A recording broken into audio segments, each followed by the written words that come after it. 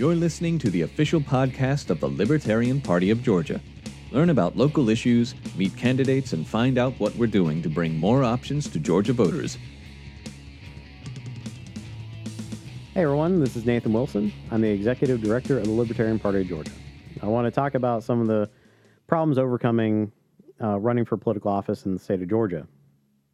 So you may feel like you don't belong in one of the two major parties and that they don't represent you fairly enough, and that you would like to run as an independent, as a libertarian, as a Green Party, as a constitutionalist, and challenge the status quo because your House representative or congressman is not representing you. And you may have talked to friends and family and your neighbors and feel that you could actually win if you actually were on the ballot. So to get you started, first you have to pay a filing fee. The filing fees are due in March. This, for a congressional race, will cost you a little over $5,000. For a state house race is only $400, but you still have to pay a filing fee. We have some of the highest filing fees in the United States. States like Illinois only cost a couple of dollars, which pays for the processing in order for you to be actually on the ballot. So have the money up front to pay to be on the ballot. Now, you are not running as a Republican or a Democrat. You will actually have to petition to be on the ballot. So your petitioning actually has to start 180 days before the filing deadline, which is the first Monday in July. So starting in January, you have to start collecting signatures in order to meet the ballot access requirements. In a congressional race, that'll be somewhere around 30 to 40,000 signatures. And ideally, you want to collect double that in order to make sure that you have enough signatures and meeting the requirements of living in the district, being a registered voter, and having the being current as far as being registered to vote. Because your voter registration can lapse over time, and the Secretary of State's office can remove people from being registered to vote for various reasons. So you need a petition in your district and collect these signatures. You can pay a firm to do this, which will cost you about $5 a signature. So if you're collecting about 30,000 signatures, you need to collect double that. So you need to raise about $150,000 in order to make sure that you collect enough signatures so that you'll be on the ballot in November. So you'll spend 180 days collecting signatures, or at least paying someone to pay signatures. Then pay a filing fee for congressional race, for this example, a little over $5,000. Now you submit your signatures and you have to wait. The Secretary of State's office has a few weeks to review every single signature, which, by the way, had to be on a legal sheet of paper, had to be notarized, so you actually had to pay a notary for those signatures. They get to review it, and then if they do not approve you for being on the ballot for having enough signatures, you have a week to review those signatures yourself and basically arbitrate a disagreement with the Secretary of State's office to verify more signatures. In the meantime, you are going to be passed up for media attention because you, as an independent candidate or third-party candidate, will not be in the primary. If you manage to get on the ballot, you'll only be in the general election, which is in November. So from March to June, you'll be missing valuable media attention, which would be in the upwards of millions of dollars in free advertising, because you would be part of the news because you will be part of the primary. And that's an additional month if the primary gets bumped to a runoff. So be prepared to overcome millions of dollars in free advertising, which you'll be missing out on because you'll be running as a third-party candidate. So you have spent millions of dollars to overcome the free media attention that you are not getting, have spent at least $150,000 in order to collect signatures. You have spent the filing fee in order to be a candidate, and you've managed to be on the ballot. So, are you polling high enough to be included in the debates.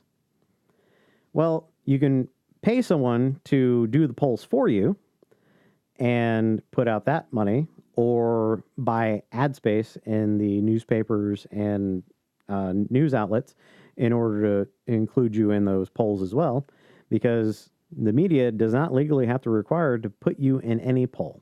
So if you're not included in a poll, you don't get high poll numbers. And if you don't have poll numbers, you do not get to be in the debates. So roll around to November. How's everything going for you? You spent millions of dollars. You have had to struggle and fight for every single instance to be on the ballot. And now the election results are coming in. So how did you do? Well, in this case of a congressional race, if you brought in less than 5% of the vote, be prepared, if you wanted to run again, to do this process all over again, because you did not meet a minimum level of votes required in order to garner ballot access for the next race. This is true for every single districted race in the state of Georgia. So if you go under a certain percentage, those efforts are in vain, and then you would have to then go back and start this process year after year for all races within the state of Georgia. This is also true for statewide races, except the petitioning requirements is only 1%. In our case, in the Libertarian Party of Georgia, we've been able to maintain statewide ballot access by getting over 1% of the vote every 2 years for over a decade. However, in order to gain full statewide ballot access, only 2 races matter: governor and president. If either one of those 2 races get over 20%, then that party, which they registered for, will gain full ballot access and official party status within the state of Georgia. So you're listening to this and say, that is way too much trouble. You don't want to go through the process. You don't want to spend millions of dollars. You don't want to deal with all the headaches of overcoming all this free media attention. So you're just going to play ball and run as a Republican or a Democrat. So why are you running? Is it because the seat's wide open, or because the person representing your district is abysmal? Well, in either case, other people will be running in that race. So just as normal, you still have to pay the filing fee. You'll be included in the primaries. You'll get media attention. You will then either win or lose that primary and then move on to the general. In the case that you lose in a primary against an incumbent, then 75% of that filing fee is cut back to the party in which you registered for. So in a congressional race, you spent over $5,000. About $3,500 will go back to the GOP and will put into their coffers. In the case of my congressional district, we had a gentleman polling in the single digits, voted for the omnibus bill as a Republican, and was getting abysmal approval ratings. We had 10 people run as Republicans against him. Each one of those people paid a $5,000 filing fee. He won in a runoff in July and then was unopposed in November. After all said and done, the GOP had a poor candidate, and they raised over $40,000 without doing anything. So this is why we discourage people trying to run as a Republican. So on the off chance, say you won. You won, you ran as a Republican, you're in office, and you want to be able to represent the party. You want to switch party affiliations and show your true colors and, help out the party. That's great. You can absolutely do that. However, when you run for re-election, you will have to petition to be on the ballot the following election, because the ballot access requirements only recognize for the party in which you ran under for.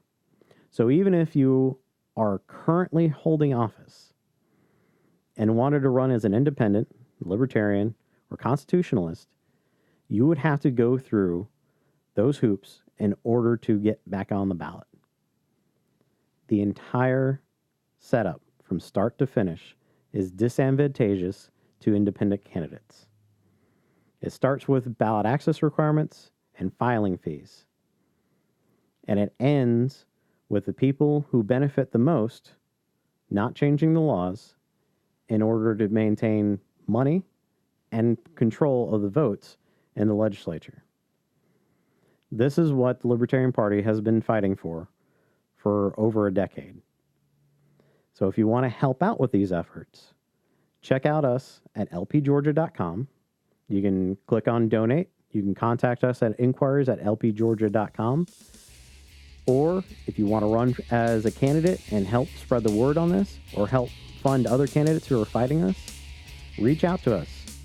You can reach out to me at executive.director@lpgeorgia.com. Or you can find me at Twitter at Nathan4Liberty. Or you can email us at any social media at the party at lpgeorgia. You've been listening to the official podcast of the Libertarian Party of Georgia. The theme song for this episode was Metaltania by Kevin MacLeod, released to the public domain through freepd.com. If you enjoyed the show, don't forget to rate us and leave a review. You can email the show's producers at podcast@lpgeorgia.com. If you're a libertarian in the state of Georgia, don't forget to find your local affiliate at lpgeorgia.com.